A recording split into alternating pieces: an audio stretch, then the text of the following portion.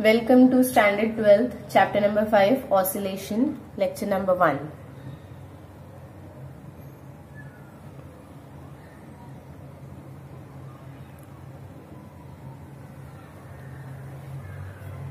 Starting with oscillations, let us discuss the basic terms in this chapter.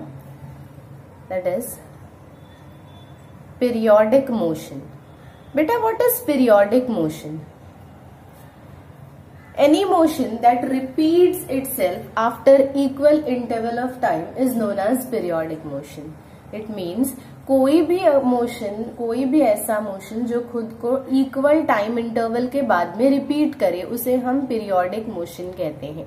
अब example जैसे आपका घड़ी के कांटे कैसे बेटा हर इक्वल टाइम के बाद में अपने आप को सेम रिपीट करते हैं.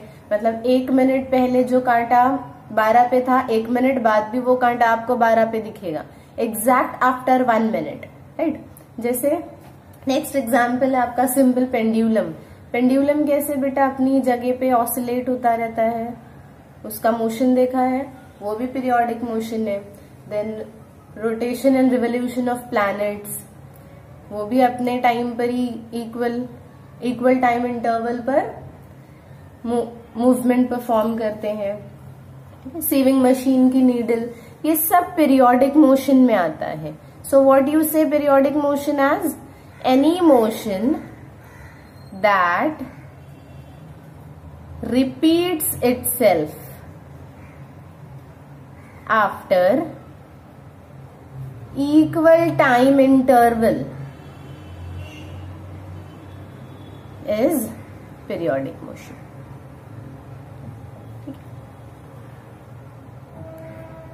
नेक्स्ट टर्म है बेटा ऑसिलेटरी मोशन. अब ये ऑसिलेटरी मोशन क्या होता है? It is a to and fro periodic motion. What is to and fro periodic motion? Periodic motion तो समझ में आ गया कि क्या है, जो खुद को इक्वल टाइम इंटरवल के बाद रिपीट करे, वो पीरियोडिक मोशन है. Now we are saying that oscillatory motion is a to and fro periodic motion. What is to and fro? ये एक पेंडुलम है मेरी, ये पेंडुलम इस तरीके से मूवमेंट करती है, इधर इधर इधर इधर, करेक्ट. इस मोशन को टू एंड फ्रो मोशन कहते हैं. नेक्स्ट, अगर मैंने एक स्प्रिंग मास ऑसिलेटर ले लिया, स्प्रिंग है, स्प्रिंग पे मास अटैच्ड है, तो ये कैसे मोशन परफॉर्म करता है? ऊपर नीचे मीन्स अपनी ही जगह पे मीन पोजीशन के आगे पीछे बार बार घूमना is to and fro motion. झूला झूले, स्विंग, वो कैसे आगे जाता है पीछे आता है, आगे जाता है पीछे आता है, पेंडुलम की तरह, वो भी क्या है? टू एंड फ्रो मोशन है. What it? तो यहाँ पे बेटा आई कैन से कि हर ऑसिलेटरी मोशन पीरियोडिक मोशन होता है, लेकिन हर पीरियोडिक मोशन ऑसिलेटरी मोशन नहीं होता. ठीक है. What statement I can make here? All oscillatory motions are periodic in nature but all periodic motions are not oscillatory. अभी जैसे यही देख लो, पेंडुलम ऑसिलेटरी है लेकिन पीरियोडिक है. क्यों? क्योंकि सारे ऑसिलेटरी मोशन पीरियोडिक होते हैं, correct. Spring mass oscillator oscillatory है, अपनी जगह पे to and fro motion perform कर रहा है, पीरियोडिक भी है, करेक्ट. लेकिन अगर हम पीरियोडिक मोशन की बात करें तो घड़ी के कांटे पीरियोडिक है लेकिन ऑसिलेटरी है क्या? अपनी जगह पे बार बार ऐसे हिलते हैं क्या? नहीं, वो क्या करते हैं? पूरा यूनिफॉर्म सर्क्यूलर मोशन परफॉर्म करते हैं, correct.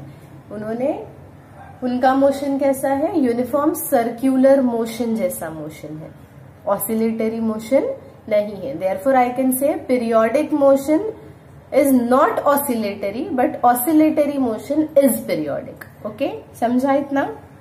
So next is simple harmonic motion.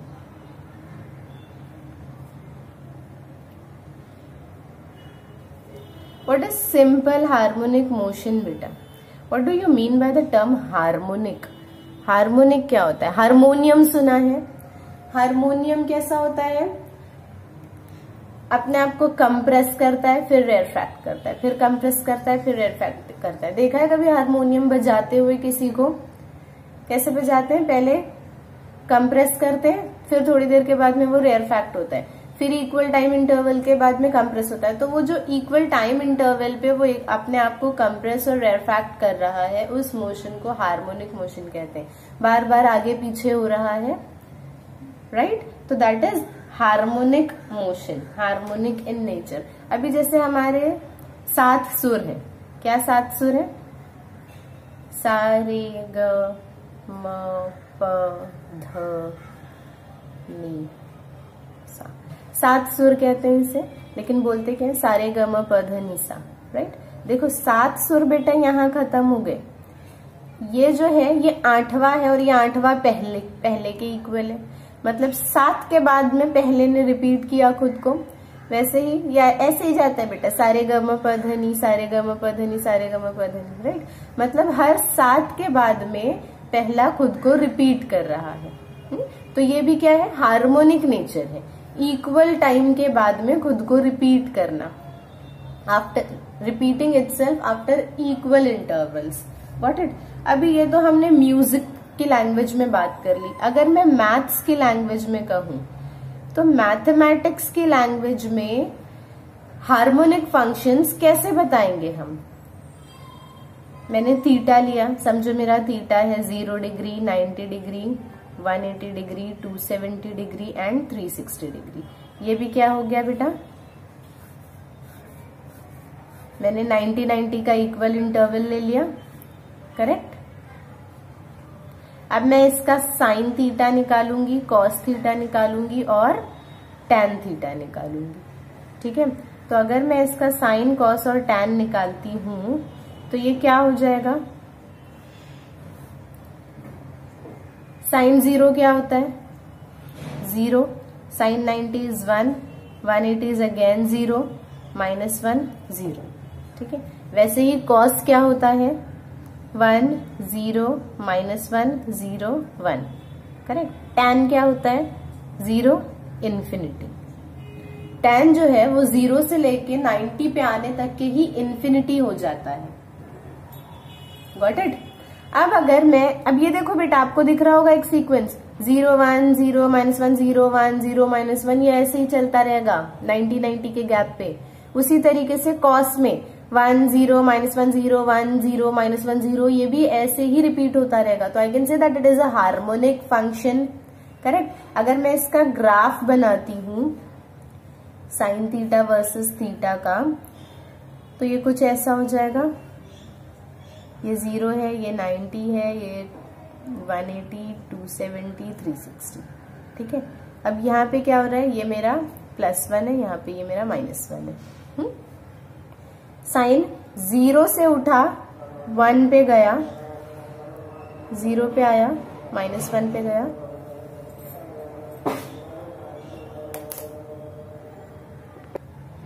ठीक है? तो ये एक वेव फॉर्म हो गई आपकी। अगर मैं वैसे ही कॉस की वैल्यूज प्लॉट करती हूं तो ये देखो सेम, यहाँ पे मेरा कॉस थीटा प्लॉट कर रही हूं और यहाँ पे मेरा थीटा है। कॉस कहाँ से स्टार्ट हुआ बेटा? 1 से। 1 से 0 पे आया, 0 से -1 पे गया, फिर 0 पे आया, फिर 1 पे गया। ये भी आपको वेव बना के दे रहा है। मतलब ये साइन थीटा, कॉस थीटा आपको कैसे बता रहा है? जैसे आपकी पेंडुलम देखो कैसे जाती है। मैं इसको लेती हूँ राइट एक्सट्रीम, ऊपर वाले को, और नीचे वाले को मैं कहती हूँ लेफ्ट एक्सट्रीम, ठीक है? ये मेरा राइट एक्सट्रीम है, ये मेरा लेफ्ट एक्सट्रीम है। देखो पेंडुलम कैसे जाती है बेटा? यहां से यहां गई राइट एक्सट्रीम पे, फिर मीन पर आई, फिर लेफ्ट एक्सट्रीम पे गई, फिर मीन पर आई, करेक्ट? तो ये कैसे जा रही है? ये मेरी मीन पोजीशन है। मीन से राइट पे, राइट से मीन पे, फिर लेफ्ट पे, फिर मीन पे, फिर राइट पे, राइट? अब यहाँ पे भी देखो, मीन से राइट पे, फिर मीन पे, फिर लेफ्ट पे, फिर मीन पे, वैसे ही है। ये याद रखना, ये जो है ये ग्राफिकल रिप्रेजेंटेशन है, ये पार्टिकल का मोशन नहीं है। It is the representation, graphical representation. It is not the motion of the particle. Motion तो ऐसा है ना, ऐसे ऐसे ऐसे ऐसे अपनी जगह पे, ऐसा थोड़ी है कि पार्टिकल ऐसे ऐसे वेव बना के जा रहा है, पार्टिकल वेव बना के थोड़ी जा रहा है, पार्टिकल तो अपनी जगह पे टू एंड फ्रो मोशन कर रहा है, लेकिन उसका ग्राफिकल रिप्रेजेंटेशन हम यहाँ पे बता रहे हैं कि वो मीन से राइट पे, फिर मीन पे, फिर लेफ्ट पे, फिर मीन पे, वैसे जा रहा है। आया समझ में? इसमें डाउट? अगर हम टैन की बात करें बेटा, तो टैन हार्मोनिक फंक्शन ही नहीं है, ये तो जीरो से फिर डायरेक्ट इन्फिनिटी हो गया, it is not the harmonic function. ठीक है, तो हार्मोनिक मोशन के लिए हम आगे जो भी पढ़ेंगे वो साइन और कॉस के टर्म्स में पढ़ेंगे। जो भी डेरिवेशंस आएंगी हमारी वो साइन और कॉस के टर्म्स में रहेंगी। अभी देखो, मैं आपको एक एग्जाम्पल और बताती हूँ। आप लोगों ने ईसीजी रिपोर्ट्स देखी, हार्ट बीट रिकॉर्ड करते हैं हॉस्पिटल वगैरह में, तो कैसे होता है, उसका भी कुछ ऐसा ग्राफ बनता है ना, ऊपर नीचे, एकदम पूरा परफेक्टली ऐसा साइन वेव कर्व नहीं होता है, लेकिन ग्राफिकली होता है ना, ऐसे ऊपर नीचे की तरफ, राइट। हार्ट का क्या काम है, हार्ट क्या करता है, हार्ट की ये समझो मीन पोजीशन है, ओके। मीन से रेयरफैक्ट होता है, फिर मीन पे आता है, कंप्रेस होता है, राइट। फिर मीन पे जाता है, रेयरफैक्ट होता है, मीन पे आता है, कंप्रेस होता है, ऐसे ऐसे ऐसे ऐसे करता रहता है, पंपिंग होती रहती है। तो वो सिस्टोलिक और डायस्टोलिक प्रेशर को जब हम रिकॉर्ड करते हैं तो ग्राफ बनता है, और वो ग्राफ कुछ ऐसे ऊपर नीचे होता है, राइट। तो वो तो उसका ग्राफ है, वो उसकी ग्राफिकल रिप्रेजेंटेशन है। आपका हार्ट थोड़ी ऊपर नीचे जाके अपनी जगह से हिल रहा है, हार्ट हिल रहा होता है क्या? नहीं, हार्ट तो सिर्फ पंपिंग कर रहा होता है, उसकी रिप्रेजेंटेशन हम ऐसे बताते हैं। आई बेटा समझ में? तो हार्ट भी क्या है आपका, हार्मोनिक मोशन परफॉर्म कर रहा है। What it?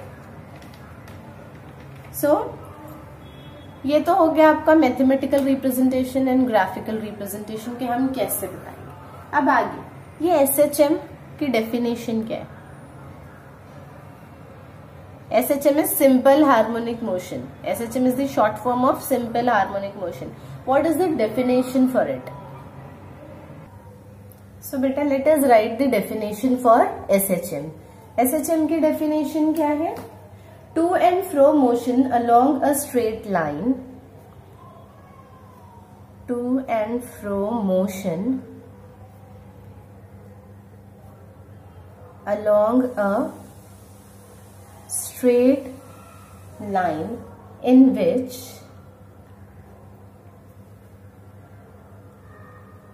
restoring force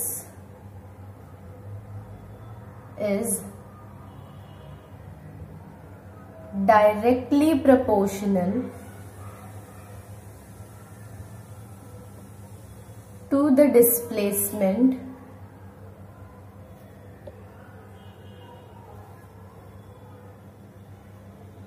and it is always directed towards the mean position.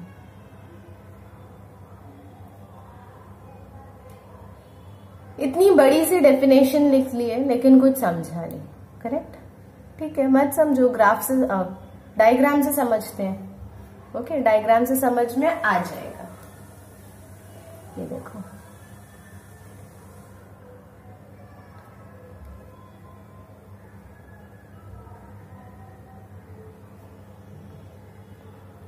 ये मेरा एक स्प्रिंग मास ऑसिलेटर है, ये उसकी मीन पोजीशन है। मैंने इसे स्ट्रेच किया और यहां पे ले गई, ठीक है। ये मीन पोजीशन थी, ये क्या हो गई, राइट एक्सट्रीम, करेक्ट? ये राइट एक्सट्रीम हो गया। अब या फिर अगर मैं इसको कंप्रेस कर दूं तो ये कुछ यहां हो जाती, ये उसकी लेफ्ट एक्सट्रीम पोजीशन हो जाती। ओके, अब देखो बेटा, मैंने इसे यहां से पकड़कर यहां खींचा, डिस्प्लेसमेंट क्या हुआ, ये this is the displacement, correct. लेकिन ये पार्टिकल, ये मास क्या यहां पे प्रॉपरली रुकेगा? अगर मैंने इसे यहां पे छोड़ दिया तो ये मास क्या करेगा, पीछे की तरफ वापस जाएगा, राइट? स्प्रिंग है ना, वापस उसको पीछे की तरफ खींचेगी, मतलब ये इस तरफ जाएगा, एक फोर्स उसको अपनी तरफ खींचेगा। डिस्प्लेस मैंने यहां किया, फोर्स उसे यहां खींच रहा है, ठीक है। ये जो जगह थी, ये जो मेन पोजीशन थी, ये इस मास की फेवरेट प्लेस थी, उसको यहां से हटना पसंद नहीं है, इसलिए जैसे ही मैंने उसे यहां से यहां खींचा, वो फोर्स उसको वापस अपनी तरफ खींच रहा था। Got it. सिर्फ इसी केस में नहीं, अगर मैं इसको यहां से कंप्रेस करके यहां लेके जाती, अगर ये डिस्प्लेसमेंट होता तो एक फोर्स उसको यहां से वापस इस तरफ खींच रहा होता, तो वो फोर्स जो पार्टिकल को, जो उस मास को वापस अपनी मीन पोजीशन की तरफ खींचता है, उसे रिस्टोरिंग फोर्स कहते हैं। रिस्टोरिंग का क्या मतलब है बेटा? रिस्टोर करना, मतलब अपनी जगह पे वापस आ जाओ। Got it. जहां थे उधर वापस आ जाओ, दैट इज रिस्टोरिंग। आया समझ में? What is restoring? Restoring force is that force which restores the mass back to its original place, back to its mean position, ठीक है। वो फोर्स जो उस मास को अपनी ओरिजिनल प्लेस पे वापस लाने की कोशिश करता है, उसे रिस्टोरिंग फोर्स कहते हैं। आपने डिस्प्लेसमेंट इस डायरेक्शन में दिया तो रिस्टोरिंग फोर्स ऑपोजिट डायरेक्शन में काम कर रहा था। आपने अगर इस डायरेक्शन में दिया तो रिस्टोरिंग फोर्स इस डायरेक्शन में काम कर रहा था। Got it? Means restoring force is always opposite to the displacement made. इतना समझ में आया? अब देखो बेटा एक चीज और, देख दोनों क्या है बेटा? एक दूसरे का ऑपोजिट है। अब अगर मैं आपसे ये कहूं कि मैं इसको थोड़ा सा खींचूंगी, अगर मैंने इस मास को थोड़ा सा डिस्प्लेस किया, तो ये फोर्स भी कम लगेगा जो उसको पीछे लाने की कोशिश करेगा, रिस्टोरिंग फोर्स भी कम रिक्वायर्ड होगा। लेकिन अगर मैं उसको एक्सट्रीम पर ले गई, ठीक है, और एक्सट्रीम पे ले जाके छोड़ा, तो वहां से यहां लाने के लिए फोर्स ज्यादा लगेगा। मींस जितना डिस्प्लेसमेंट उतना ज्यादा force. We can say that this restoring force is directly proportional to the displacement. जितना तुम डिस्प्लेस कर रहे हो उतना ज्यादा restoring force. Hence you can say restoring force is directly proportional to the displacement made. But बेटा what next you have seen, displacement ये direction में है तो फोर्स ये डायरेक्शन में, डिस्प्लेसमेंट ये डायरेक्शन में तो फोर्स ये डायरेक्शन में, means they are always opposite to each other. So to indicate that opposite direction we put a negative sign here. Got it? अब ये हो गया. नेक्स्ट पार्ट देखो. अब आप बोलोगे कि यहाँ पे से तो हमने इसे डिस्प्लेस किया, ये पार्टिकल इधर भी आया क्योंकि रिस्टोरिंग फोर्स उसे मीन पोजीशन पे लाना चाहता है, लेकिन वो मीन पोजीशन पे आके रुकता ही नहीं है. ऐसा क्यों? तो बेटा the mass is having a quantity known as inertia. Inertia क्या कहता है? इनर्शिया कहता है चलती हुई चीज है तो चलती रहे, रुकी हुई चीज है तो रुकी रहे. Got it? तो अब जब तुम यहां ले गए तो रिस्टोरिंग फोर्स ने कहा मुझे ये पोजीशन पसंद है, मैं वापस उसको यहां लेके आऊंगा. रिस्टोरिंग फोर्स यहां लेकर आया, यहां आते साथ रिस्टोरिंग फोर्स का काम खत्म, लेकिन इनर्शिया का काम स्टार्ट हो गया. इनर्शिया कहता है मैं रुकने दूंगा ही नहीं, मैं वापस अंदर लेके जाऊंगा. अब जैसे ही वो अंदर जाता है फिर रिस्टोरिंग फोर्स उसको खींच के वापस लाता है, फिर इनर्शिया आगे लेके जाता है, फिर रिस्टोरिंग फोर्स वापस लाता है, इनर्शिया अंदर लेके जाता है. इस वजह से पार्टिकल क्या करता है? अपनी जगह पे ऑसिलेट करना स्टार्ट करता है. आई बात समझ में? ऑसिलेशन की ओर है. Restoring force inertia, restoring force inertia, restoring force inertia. Got it? कैसे ऑसिलेशन हो रहा है. लेकिन अगर तुम्हारे इस स्प्रिंग मास ऑसिलेटर में फ्रिक्शन नहीं है, if it is a friction less quantity, यहां पे अगर तुमको फ्रिक्शन ही नहीं है तो क्या होगा? तो ये हमेशा के लिए ऑसिलेट ही होता रहेगा ये ऑसिलेटर. ठीक है? फ्रिक्शन उसको रोकती है, धीरे धीरे धीरे करके रोकने का काम फ्रिक्शन का है. अब यहां देखो हमने क्या लिखा? F R that is restoring force is directly proportional to the magnitude of the displacement. अब प्रोपोर्शनैलिटी की साइन हटेगी तो एक कांस्टेंट आता है बेटा, and that constant is K. Minus X वैसे ही। So what is this, F R is equal to minus K X, that is F is equal to minus K X, restoring force is equal to minus K X, F is equal to minus K X, F is equal to minus K X. ये याद रखना है, ठीक है। ये आपके SHM का identity card है। अगर ये प्रूव नहीं होता है, अगर किसी मोशन में, किसी ऑसिलेटरी मोशन में F is equal to minus K X नहीं है, तो वो सिर्फ ऑसिलेटरी मोशन है, वो एसएचएम नहीं है। एसएचएम होने के लिए F is equal to minus K X होना कंपल्सरी है। व्हाट इज दिस के बेटा, it is spring constant. Either you can say it as spring constant or you can say it as force constant, ठीक है। अब ये जो spring constant है, ये अलग अलग स्प्रिंग के लिए अलग अलग होता है। लाइक ये it depends on the stiffness of the spring. जितना स्टिफनेस उतनी के की वैल्यू। अभी जैसे कि बाइक की स्प्रिंग अलग होती है, पेन की स्प्रिंग अलग होती है, स्प्रिंग मास ऑसिलेटर जो देखा है उसकी स्प्रिंग अलग है। तो बेटा सब जगह जैसे जैसे अलग अलग स्प्रिंग्स यूज होंगी, वैसे वैसे उसकी के की वैल्यू भी चेंज होती जाएगी। लेकिन इन ऑल आपको क्या देखना है कि F is proportional to K, sorry F is proportional to X। अगर F is proportional to X है तो वो SHM है।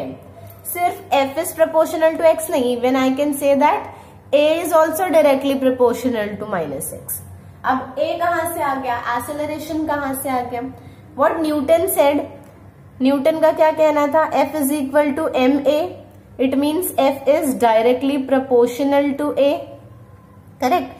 If F is proportional to A and F is also proportional to X, तो बेटा indirectly A is proportional to X, correct। तो अगर आप चाहे तो ये प्रूफ कर दें कि F is equal to X, F is proportional to X, या ये प्रूफ कर दें कि A is proportional to X. दोनों में से कोई भी प्रूव होता है तो भी क्या प्रूव हो जाएगा कि आपका सिस्टम SHM परफॉर्म कर रहा है। Got it. अब बेटा देखो नेक्स्ट, यहाँ पे क्या हो रहा है, ये जो आपका SHM है इसका सिर्फ नाम है सिंपल हार्मोनिक मोशन, ये उतना सिंपल नहीं है, ठीक है। अब ये क्यों उतना सिंपल नहीं है हम देखेंगे आगे। ये देखो मैंने यहाँ पे ये डायग्राम बनाया,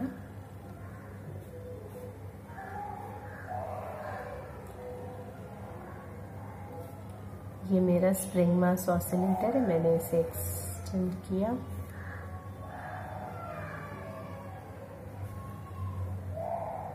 ये मीन पोजीशन पे था, मैं इसको राइट एक्सट्रीम पर लेके जा रही हूँ।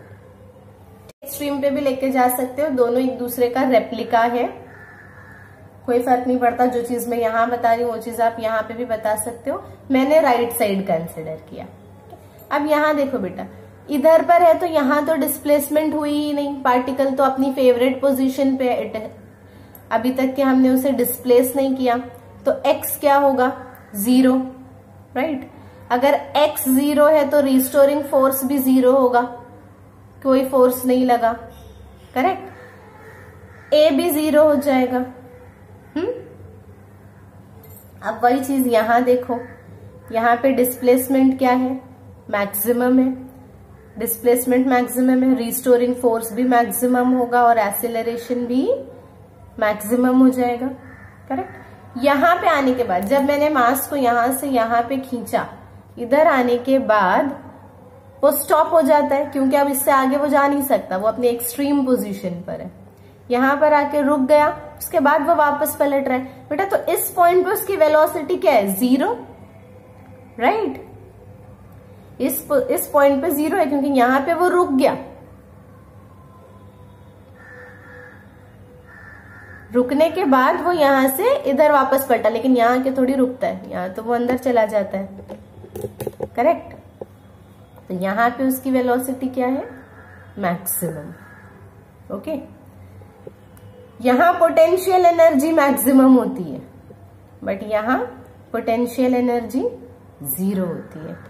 यहाँ पे काइनेटिक एनर्जी 0 होती है। क्यों? क्योंकि काइनेटिक एनर्जी का फॉर्मूला क्या है? Half mv²। v 0 है तो काइनेटिक एनर्जी भी 0 होगी। बट यहाँ पे काइनेटिक एनर्जी क्या है? मैक्सिमम। क्यों? क्योंकि v मैक्सिमम है। अब ये चीज दिखाई दे रही है आपको, दोनों पॉइंट पे सारे फंक्शंस अलग अलग हैं, कुछ भी सेम नहीं है। दोनों भी पॉइंट के सारे फंक्शंस अलग अलग हैं। Got it?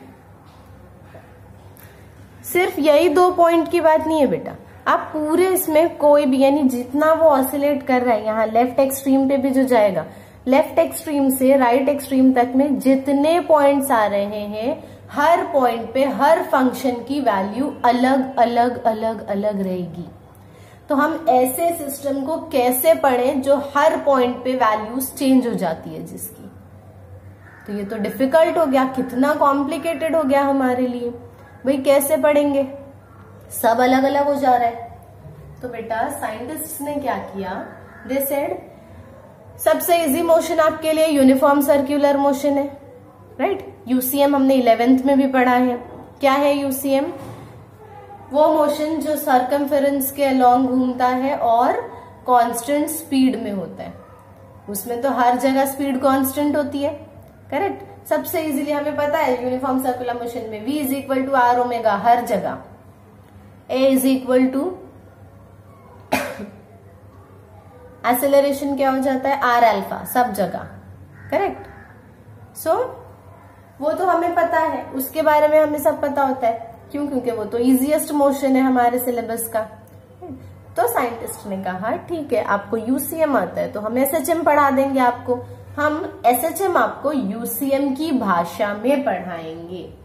अब अगर आपको एसएचएम को यूसीएम की भाषा में पढ़ना है तो कुछ टर्म्स हैं जो आपको पता होने चाहिए। पहला term amplitude. What is an amplitude?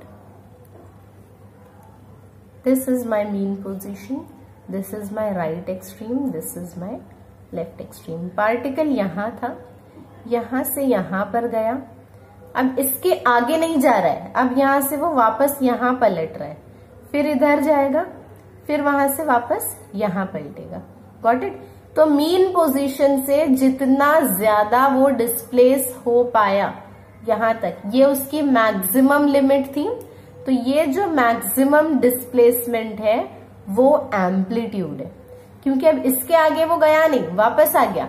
यहाँ पे आने के बाद फिर मीन पोजीशन पे था, मीन पोजीशन से वापस वो इस तरफ गया, अब वो इससे आगे नहीं जा पाया, वापस पलट के आ गया। तो ये डिस्प्लेसमेंट भी क्या है? एम्पलीट्यूड। तो बेटा एम्पलीट्यूड क्या होता है? What is amplitude? It is the maximum displacement, maximum displacement of a particle from its mean position। Mean position से पार्टिकल का मैक्सिमम डिस्प्लेसमेंट एम्पलीट्यूड कहलाता है। अब देखो एक ऑसिलेशन कंप्लीट हुआ, यहां से एक ऑसिलेशन कब कंप्लीट होता है? मीन पोजीशन से राइट पे, राइट से मीन पे, फिर लेफ्ट पे, फिर मीन पे, मतलब मीन से शुरू होके मीन पर ही वापस आ गया वो, राइट और लेफ्ट जाकर। Means if this is my pendulum, तो ये पेंडुलम यहां से स्टार्ट हुई, इधर गई, इधर आई, इधर गई, इधर आई, तो जाके एक ऑसिलेशन कंप्लीट हुआ। तो बेटा देखो एक ऑसिलेशन में उसने कितना डिस्टेंस कवर किया? 1a, 2a, 3a, 4a, right? मतलब distance covered in one oscillation कितना हो रहा है? 4 टाइम्स द एम्पलीट्यूड। लेकिन बेटा अगर मैं डिस्प्लेसमेंट की बात करूं तो डिस्प्लेसमेंट कितना है? It is 0। How 0? Displacement requires direction ना, it is a vector quantity. तुम यहां से राइट में गए तो तुम पॉजिटिव डायरेक्शन में जा रहे थे, तो वो क्या हो गया? +a। फिर यहां से तुम लेफ्ट में आए तो वो नेगेटिव डायरेक्शन है, तो बेटा -a हो जाएगा। अगेन तुम यहां से लेफ्ट में गए तो वो -a है, फिर तुम वहां से पलट के वापस आए तो वो +a हो गया। +a -a cancel, +a -a cancel, आ गया 0। Correct. Distance covered is 4a but displacement covered is 0, got it. लेकिन एम्पलीट्यूड क्या होता है, maximum displacement from the mean position, mean position से जितना ज्यादा वो डिस्प्लेस हो पाया वही उसकी एम्पलीट्यूड है। Now next we come to period. What is a period बेटा?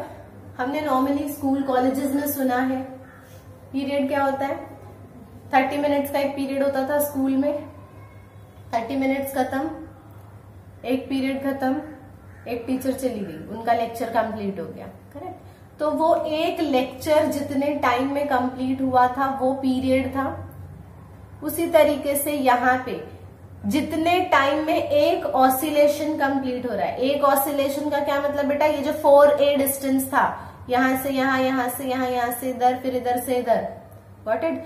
ये जो पूरा एक ऑसिलेशन जितने टाइम में कंप्लीट होगा उस टाइम को टाइम पीरियड कहते हैं, पीरियोडिक टाइम कहते हैं या पीरियड कहते हैं, गॉट इट। तीनों भी एक ही चीज है, time period, periodic time and period, got it. एक ऑसिलेशन कंप्लीट करने के लिए जितना टाइम लग रहा है that is your period. Time taken to complete one oscillation is known as period. Time taken to complete one oscillation is known as period. It is denoted by capital T. Time period is denoted by capital T. Time period is denoted by capital T. Time is denoted by small t. सिर्फ time की बात करेंगे तो small T लेंगे, time period की बात करेंगे तो कैपिटल टी लेंगे। इस चीजों को ध्यान में रखो, got it. Next comes frequency denoted by n. What is frequency? It is number of oscillations per unit time. What does it means? एक सेकेंड में आपका पार्टिकल कितनी बार ऑसिलेट हो रहा है, that is known as frequency. It means अगर ये पेंडुलम एक सेकेंड में 2 बार ऑसिलेट हो रही है, 2 बार वो यहां से यहां जाके आ रही है एक सेकेंड के अंदर, तो वो 2 हर्ट्ज उसकी फ्रीक्वेंसी हो गई, गॉट इट। अगर कोई चीज एक सेकेंड में 4 बार रिपीट कर रही है खुद को तो 4 हर्ट्ज उसकी फ्रीक्वेंसी हो गई। आया समझ में बेटा? फ्रीक्वेंसी और पीरियड एक दूसरे का रेसिप्रोकल है। व्हाट आई से, n is equal to 1/t। ये दोनों एक दूसरे का ऑपोजिट है। मीन्स अगर मेरा पार्टिकल एक सेकेंड में 2 बार ऑसिलेट कर रहा है, ठीक है, अगर 2 हर्ट्ज उसकी फ्रीक्वेंसी है तो मतलब एक ऑसिलेशन वो कितने टाइम में कर रहा होगा? अगर एक सेकेंड में 2 बार कर रहा है तो एक बार कितने में करेगा? आधे सेकेंड में, हाफ सेकेंड हो गया, 1/2, राइट। बिकॉज क्योंकि फ्रीक्वेंसी हमने 2 हर्ट्ज लिए तो ये 1/t हो जाएगा बेटा। t यहां गया, 2 इधर आ जाएगा। What will happen? t is equal to 1/2, मतलब टाइम पीरियड क्या हो गया? 1/2 सेकेंड्स, मतलब हाफ सेकेंड्स। आया समझ में? कोई डाउट है? इतना याद रखना है, फ्रीक्वेंसी और पीरियड एक दूसरे का रेसिप्रोकल है। आई बात समझ? अभी हमने ये सब देख लिया, हमने बेसिक टर्म्स पढ़ लिए। अब हम देखेंगे, जैसा मैंने यहाँ कहा कि एसएचएम को हम यूसीएम की भाषा में पढ़ेंगे, तो कैसे पढ़ेंगे? वो भाषा भी तो पता होनी चाहिए। हम देखेंगे पहले कि SHM is a projection of UCM. So what is SHM? It is a projection of UCM. अब how SHM is a projection of UCM बेटा? देखो यहाँ पे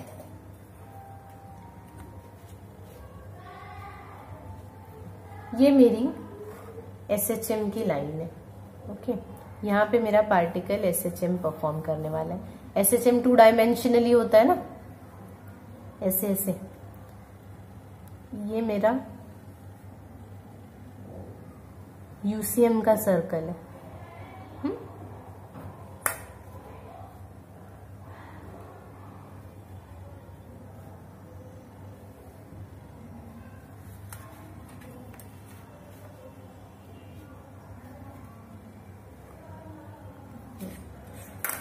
This is my right extreme position.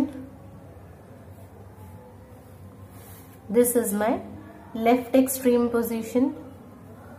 This is my mean position. ठीक है, अब इधर देखो, जब पार्टिकल यहां था, पार्टिकल मीन पोजीशन पे था, मैंने उसकी परछाई यूसीएम पर बनाई, तो वो कुछ इधर आ जाएगी। ठीक है, मतलब यूसीएम पे मेरा पार्टिकल इधर दिखाई देगा, एसएचएम पर इधर था।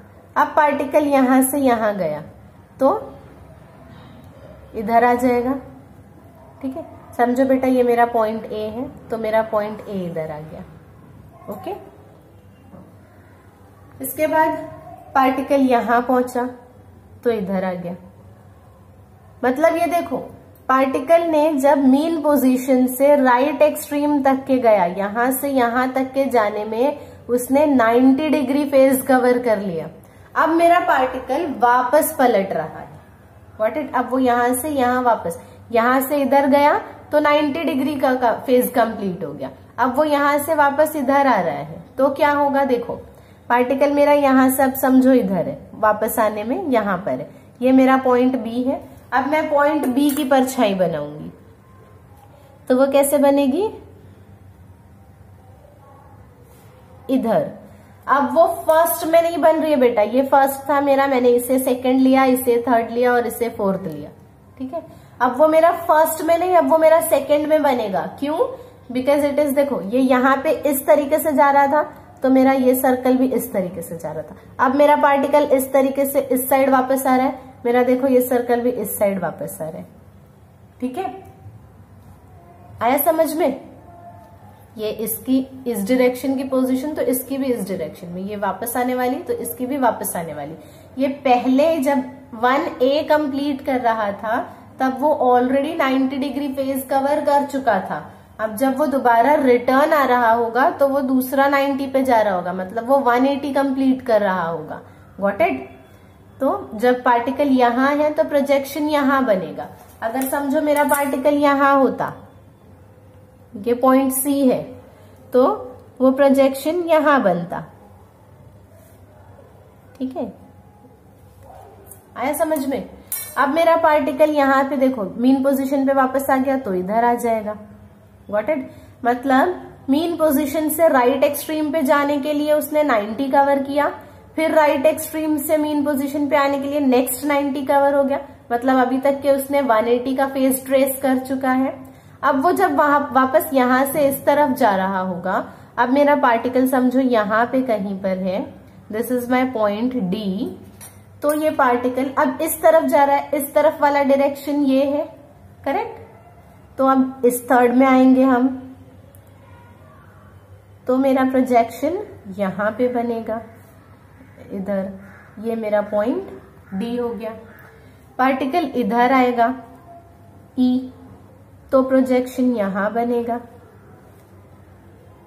अगर पार्टिकल इधर आ गया लेफ्ट एक्सट्रीम पे एफ, तो मेरा एफ इधर आ गया। अब यहां पे पहुंचने के बाद पार्टिकल वापस पलटेगा ना मीन की तरफ। अब जब मीन की तरफ जा रहा है ये वाला डायरेक्शन, मतलब अगेन ये डायरेक्शन। अब हम फोर्थ में बनाएंगे। समझो यहां से पलट के मेरा पार्टिकल यहां पर आया, इधर पे, दिस इज माई जी। तो इसका प्रोजेक्शन इस पे बनेगा बेटा, फोर्थ वाले पे, this is your G. Particle यहां आया, दिस इज एच, तो this will be your H. समझा। मतलब ये एक ऑसिलेशन कंप्लीट कर रहा था जब, तब पार्टिकल उस एक ऑसिलेशन में यूसीएम में 360 डिग्री कवर हो गया। आया समझ में। How we are showing the projection of SHM on UCM, किस तरीके से बताना है। यहां से यहां गया तो 90, यहां से यहां गया तो नेक्स्ट 90, यहां से यहां गया तो नेक्स्ट 90, यहां से यहां आया नेक्स्ट 90। आया समझ में? इजी है, बता सकते हैं प्रोजेक्शन। What it. अब ये भाषा समझ में आ गई तो कंपैरिजन करेंगे। कैसे कंपैरिजन करेंगे? यूसीएम में तो हम रेडियस की बात करते हैं, एंगुलर डिस्प्लेसमेंट की बात करते हैं। तो अगर हम यहाँ पे रेडियस बोल रहे तो यहाँ तो ये थोड़ी सर्कल है, यहाँ रेडियस तो नहीं बोल सकते, तो यहाँ क्या बोलेंगे?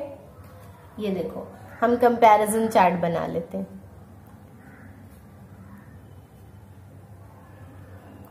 यहाँ पे हम लिखेंगे यूसीएम, यहाँ लिखेंगे एसएचएम।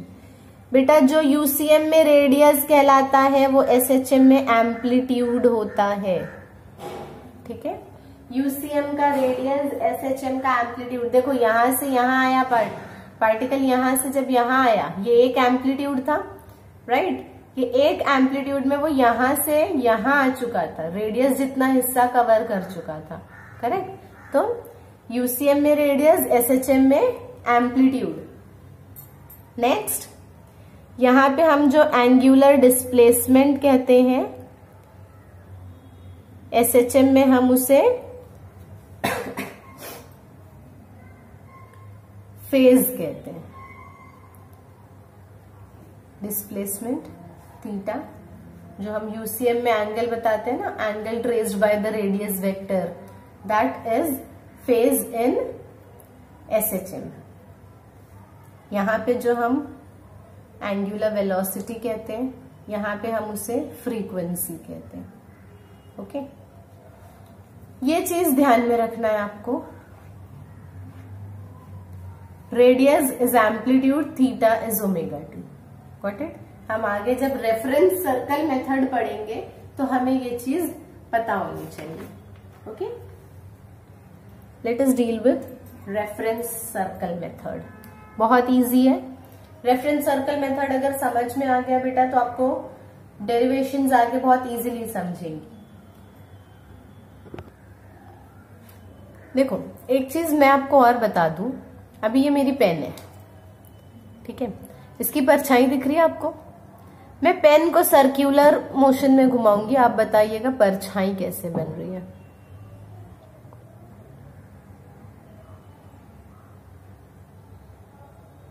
दिख रही है? पेन तो सर्क्यूलर मोशन कर रही है लेकिन परछाई एसएचएम परफॉर्म कर रही है, राइट। सो हम कह सकते हैं एसएचएम यूसीएम का प्रोजेक्शन है, यूसीएम एसएचएम का प्रोजेक्शन है, राइट। परछाई 2 डायमेंशनली ही घूम रही थी लेकिन पेन कैसे घूम रही थी? पेन 3 डायमेंशनली घूम रही थी। सो यूसीएम की परछाई एसएचएम पे बन सकती है, एसएचएम की परछाई यूसीएम पे बन सकती है। आया समझ में? Both are projections of each other. अभी देखो हम रेफरेंस सर्कल मेथड देख रहे थे। What is this reference circle method? Same जैसा हमने यहां पे देखा वैसे ही देखना, वही चीज है।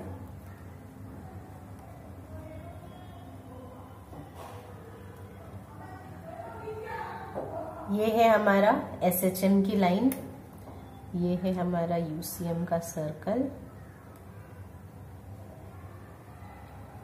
This is my mean position. So यहां से हमने लाइन बना ली।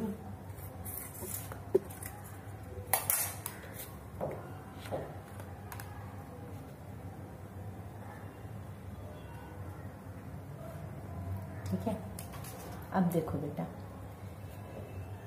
मैंने पार्टिकल को ऑब्जर्व करना स्टार्ट किया। जब मैं इसे ऑब्जर्व करना स्टार्ट कर रही हूं वो मीन पोजीशन पर है, यहां पर है, तो मैं यहां पे टाइम को 0 लूंगी, ठीक है, because I started observing at this point. बेटा t is equal to 0 is not that point जब आपका पार्टिकल मोशन स्टार्ट कर रहा है, वो नहीं। तुमने जब ऑब्जर्व करना स्टार्ट किया वो t इज इक्वल टू 0 होता है। अब आपकी सुबह अगर 8 बजे हुई, आपका दिन 8 बजे से शुरू हुआ, राइट, आपके लिए वो 8 t इज इक्वल टू 0 था। लेकिन ऐसा थोड़ी था कि सूरज 8 बजे निकला था, सूरज तो पहले ही निकल चुका था, दिन की शुरुआत तो पहले से हो चुकी थी, पार्टिकल मोशन में पहले से था। आपने नोटिस इस वक्त करना स्टार्ट किया तो हम उसे मीन पोजीशन पे वहां पे 0 ले रहे। वो ऑलरेडी पहले से ही ऑसिलेट कर रहा था, लेकिन मैंने जब नोटिस करना स्टार्ट किया तब पार्टिकल इधर था और यहां से मैंने उसे नोटिस करना स्टार्ट किया, ऑब्जर्व करना स्टार्ट किया, तो मैंने यहां पे उसे t इज इक्वल टू 0 लिया। करेक्ट। अब जैसे ही वो समझो यहां से यहां गया, ओके, इधर पहुंचा, मतलब यहां पे मेरा time is equal to t हो गया। अब इसका प्रोजेक्शन अगर मैं नीचे बनाती हूं तो वो कहीं यहां पर आएगा। करेक्ट। इधर आया तो मैं यूसीएम में अगर बात करूं तो मैं रेडियस बनाऊंगी, क्योंकि मुझे डिस्प्लेसमेंट देखना पड़ेगा। यूसीएम की भाषा में बात करेंगे तो भाई यूसीएम के कंसेप्ट लेने पड़ेंगे। हमने रेडियस बना लिया। करेक्ट। ये डिस्प्लेसमेंट था मेरे पार्टिकल का, राइट। यहां पे अगर देखा जाए, यूसीएम पे देखा जाए तो ये डिस्प्लेसमेंट हो जाएगा, एंगुलर डिस्प्लेसमेंट। करेक्ट। अब यहां पे एंगुलर डिस्प्लेसमेंट है। अगर मैं ये पैरेललोग्राम कंप्लीट करती हूं, ये देखो, ये मैंने यहां पे भी इसे परपेंडिकुलर बना दिया, तो मेरी ये लाइन इसके बराबर होगी, क्योंकि ये कंप्लीट पैरेललोग्राम बन रहा है बेटा। दोनों ऑपोजिट साइड्स इक्वल हो जाएंगी, तो ये मेरा x हो जाएगा। ये क्या होता है SHM के लिए एम्पलीट्यूड, तो मैं यहाँ पे a लिख सकती हूँ। करेक्ट। अगर ये ट्रायंगल मैं यहाँ पे बनाऊं तो ये कुछ ऐसा है, ये थीटा, ये x और ये a। करेक्ट। तो बेटा what is sine theta? Sine theta क्या होता है? 9th standard geometry, opposite upon hypotenuse. Theta का ऑपोजिट क्या है? x। हाइपोटेन्यूज क्या है? a। Sine theta will be x upon a। a यहां जाएगा, x इधर ही रह जाएगा, क्या हो जाएगा? x is equal to a sine theta, right. Got it. अगर मैं थीटा हमने क्या कहा SHM में? थीटा मतलब ओमेगा टी, तो ये क्या हो जाएगा? x is equal to a sine omega T. This is the expression for displacement of a particle in SHM। कितनी इजीली हमें मिल गई। आगे हम इसकी डेरिवेशन पढ़ने वाले हैं। नेक्स्ट लेक्चर्स में हम डिस्प्लेसमेंट, वेलोसिटी और एक्सेलरेशन की एक्सप्रेशंस पढ़ेंगे, डिराइव करेंगे उनकी एक्सप्रेशंस को। लेकिन रेफरेंस सर्कल मेथड से हमें कितनी इजीली पता चल गया, कितनी आसानी से हमने निकाल लिया कि डिस्प्लेसमेंट क्या होगा, राइट। अब देखो बेटा एक चीज और, अगर मेरा थीटा, अगर ये डिस्प्लेसमेंट मेरा 30 डिग्री होता, ठीक है, एग्जाम्पल लेते हैं, इफ थीटा मेरा 30 डिग्री होता तो मेरा डिस्प्लेसमेंट क्या होता? ये डिस्प्लेसमेंट कितना होता? क्या हो जाता? ये a sine 30। Correct. What is sine 30 बेटा? इट इज 1/2, तो a/2 हो गया। मीन्स अगर थीटा 30 डिग्री होता तो ये x half of the amplitude पे पहुंच चुका होता, राइट। इसी तरीके से हम आगे भी निकाल सकते हैं। अगर हमें थीटा पता है तो हम डिस्प्लेसमेंट भी पता कर सकते हैं। समझ रहा है? आपको कंपैरिजन समझ में आ रहा है किस तरीके से आप यूसीएम से SHM निकाल सकते हो? Got it. अभी देखो यहाँ पे हमने डिस्प्लेसमेंट निकाला, मैं आपको वेलोसिटी भी निकाल के बताती हूँ, एक्सेलरेशन भी निकाल के बताती हूँ कि how you have to do that. Velocity की डेफिनेशन क्या कहती है बेटा? What is velocity? It is rate of change of displacement. Rate of change of displacement means dx by dt is equal to v। d by dt रहने दो वैसे ही, x की जगह पे डालो जो तुमको मिला है। क्या मिला है? a sine omega T. Correct. क्या हो जाएगा? a तो कांस्टेंट है, बाहर रह जाएगा। साइन ओमेगा टी का डेरिवेटिव क्या होता है? Cos omega t, right. क्योंकि हम with respect to t differentiate कर रहे थे बेटा, with respect to omega t differentiate नहीं कर रहे थे, तो ओमेगा एक और कांस्टेंट है जो उसके साथ है, तो वो भी मल्टीप्लाई हो जाएगा।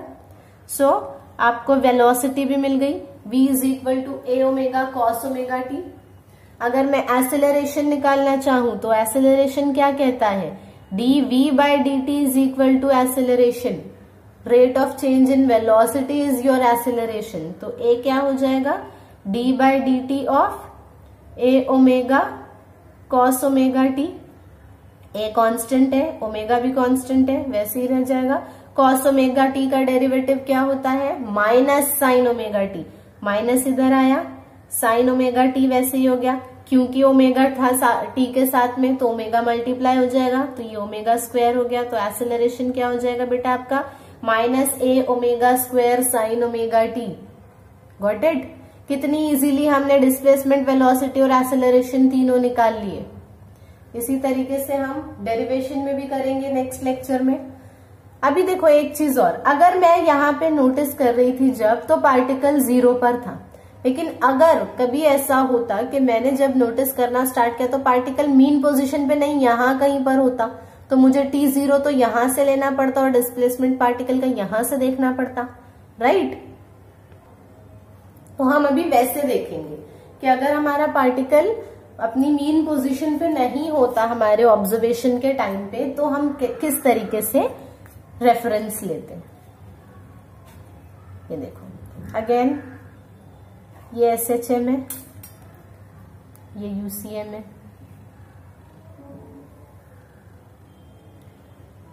ये मीन पोजीशन है, यहां से हमने ये लाइन ड्रॉ कर ली।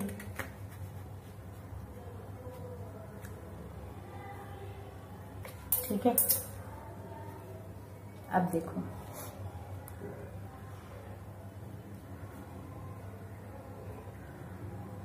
जब मैंने नोटिस करना स्टार्ट किया पार्टिकल यहां था, मीन पोजीशन पे नहीं था, ठीक है, यहां था तो मैं इसको t इज इक्वल टू 0 लूंगी, राइट? ये उसका प्रोजेक्शन हो गया। तो अब मुझे इसको यहाँ पे रेडियस बनाना पड़ेगा ना, क्योंकि मीन पोजीशन तो है नहीं वो।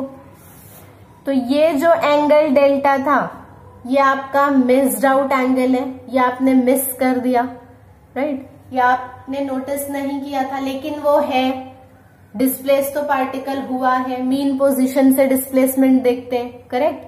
तो उतना पार्टिकल डिस्प्लेस हो चुका था, ये मेरा टाइम 0 था। अब आफ्टर टाइम t मेरा पार्टिकल इधर है, this is my new position of the particle after time t। तो इसकी प्रोजेक्शन कहीं यहां पर आएगी, राइट? तो अब अगर मैं इसका रेडियस बनाऊं तो ये कुछ ऐसे जाएगा, ये मेरा थीटा होगा। थीटा हम कैसे लिखते हैं बेटा, टाइम 0 से टाइम t तक का जो एंगल ट्रेस हुआ वो थीटा, तो ये थीटा हो गया मेरा। लेकिन डिस्प्लेसमेंट तो ये था ना पार्टिकल का, मीन पोजीशन से डिस्प्लेस होता है पार्टिकल, तो ये उसका डिस्प्लेसमेंट हो गया। अगर मैं डिस्प्लेसमेंट को नीचे बनाऊं तो मेरा डिस्प्लेसमेंट ऐसे यहां पे बनेगा, इधर पे, this will be my displacement. ये जो ट्रायंगल अंदर बना है बेटा, मैं यहाँ पे बाहर बना के बताती हूँ थोड़ा बड़ा करके। ये मेरा x है, ये एम्पलीट्यूड हो जाएगा, because amplitude is the radius, correct? ये एम्पलीट्यूड हो गया। अब ये जो एंगल है, ये पूरा एंगल है, ये एंगल क्या है, डेल्टा प्लस थीटा, करेक्ट? तो अब अगर मैं साइन लूंगी तो डेल्टा प्लस थीटा का साइन लूंगी, साइन थीटा नहीं लेंगे, क्या लेंगे, थीटा प्लस डेल्टा। तो ये क्या हो जाएगा, again opposite upon hypotenuse which is x upon a इधर जाएगा, x इधर ही रहेगा, x is equal to sine theta plus delta which is equal to a। Theta क्या होता है, omega t plus delta. This is your expression for displacement of a particle in SHM। उसी तरीके से आपको v भी मिलेगा, क्या मिल जाएगा, v a omega cos omega t plus delta, a मिलेगा minus a omega square sine omega t plus delta. Got it? Very much simple. अगर लेक्चर समझ में आया है तो आगे की डेरिवेशंस इजी हो जाएंगी। आई बात समझ में? चैप्टर बहुत इजी है, बस समझना है। हमें SHM नहीं समझ आता था, इसलिए हम UCM की भाषा में पढ़ रहे हैं। अभी आप बोलोगे SHM ये तो लीनियर मोशन है, इसमें तो कोई एंगल ही नहीं बनता, आप ओमेगा बता रहे हो, डेल्टा बता रहे हो, थीटा बता रहे हो, कहाँ से आ रहा है ये सब? लीनियर मोशन में तो बनता नहीं है। लीनियर मोशन में कहाँ एंगल हमारे बन रहे हैं?